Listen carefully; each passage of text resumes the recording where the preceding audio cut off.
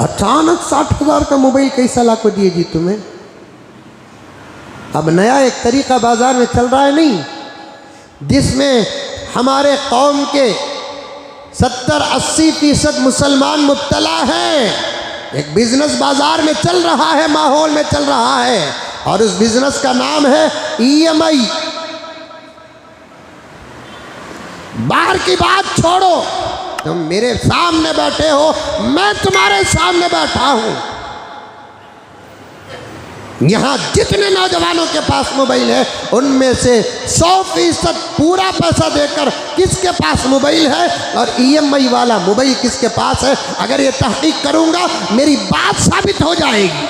आपने कभी पूछा मौलाना से कि मौलाना EMI का हुक्म क्या है? क्या मदरसे खत्म हो गए? किसी मदरसे के मौलाना से पूछा मौलाना EMI का हुक्म क्या है? EMI भी सूद की शक्लों में से एक शक्ल है। फिर भी ताकराता में दुआ, जुम्मे में दुआ, सफरात में दुआ, क्यों फलस्तीन के खिलाफ हमारी दुआ कबूल नहीं होती? फलस्तीन के हक में हमारी दुआ कबूल क्यों नहीं होती? इस्राइल के हक में हमारी बद्दुआ क्यों कबूल नहीं होती? दुआ हो कि बद्दुआ हो, करने वाले का लुक़मा अगर हलाल का ना हो, अल्लाह फरमाते हैं तेरी दुआ कहीं भी कबूल नहीं होती।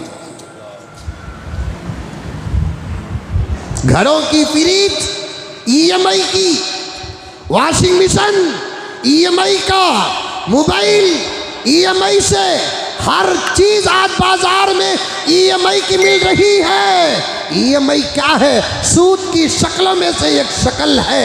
हम हलाल खोर हैं, हराम खोर नहीं है। हमारे खाने और पीने की तरबियत हमारे नबी ने जितनी की है, खुदा की कसम दुनिया के किसी इंसान ने अपने मानने वालों की वो तरबियत नहीं की। मेरे नबी ने अपनी उम्मत के खाने और पीने की वो तरबियत की है। हमारे घर के अंदर की और बाहर की बड़े बड़े कार लेने वाले करोड़पतियों की कारें EMI में चल रही है। आजकल तो हमको जब EMI का मसला मालूम हो गया, मैं तो कार में बैठने से पहले पूछ रहा हूँ, इतनी भारी कार है, तेरे लिए मुबारक हो, लेकिन बता कि कैश की कार है कि EMI की कार है? गुज़िश्ता जुमा ही कहा था ना, कारों में इज्जत नहीं है, गाड़ियों में इज्जत नहीं है। किसी मुकर्रिर को ऑटो में बुला लेकर आए, किसी मुहद्दिस को ऑटो में बुला लेकर आना ऐब नहीं है। किसी मुहद्दिस को, मुफस्सिर को, यहाँ तक के दारुल उलूम देवबंद हो या दारुल उलूम सबीलुर रशाद हो या नदवतुल उलमा हो, मसनद हदीस में बैठने वाले, मसनद फ़िक़ह में बैठने वाले अगर हमारे यहाँ जलसे में आते हैं तो लाल डब्बे की बस में बुला लेकर आने से उनके मकाम व मर्तबे में कोई फर्क नहीं आएगा। लेकिन बुलाने वालों, कान खोल कर सुनो कि तुम एक मुफस्सिर को लेकर आ रहे हो, एक मुहद्दिस को लेकर आ रहे हो, अबू हनीफा के वारिस को लेकर आ रहे हो, ऐसी कार में लेकर आओ जो EMI के ऐब से पाक हो, वरना सूद के गाड़ियों में बिठाकर वो खुश होकर तुम्हारे हक में दुआ करेंगे। मुझे माफ फरमा दे, जुमला पक्का और सच्चा है लेकिन सख्त है। अल्लाह ताला दुआ करने वाले को भी सवाल करेंगे कि तूने समझे बगैर दुआ क्यों किया।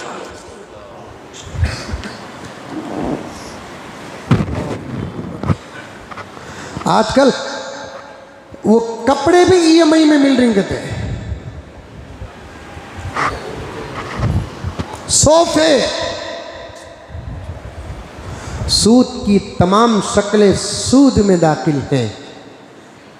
फुक़हा ने फरमाया, अल्लाह तबारक व तआला ने सूद ही के गुनाह को दूसरे खतरनाक गुनाह से तशबीह दी है। दो गुनाह ऐसे हैं जिसको समझाने के लिए अल्लाह ने दूसरे गुनाह से तशबीह दी है। एक औलिया के शान में गुस्ताखी करना, दूसरा सूद का खाना। और सूद के बारे में मुख्तलिफ रिवायात हैं। मैं तमाम रिवायात को इसी वक्त पढ़कर सुना सकता हूँ। मैंने जमा किया है उन रिवायात को, लेकिन उन्वान से बहुत दूर जाने का खौफ महसूस कर रहा हूँ। दो रिवायतें सुन लें। एक रिवायत में आता है सूद का 1 पैसा खाना 36 मरतबा जिना करने से बड़ा गुनाह है।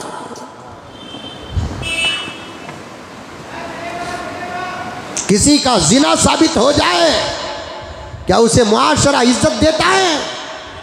किसी का जिना साबित हो जाए, क्या उसे मस्जिद का जिम्मेदार बनाया जाता है?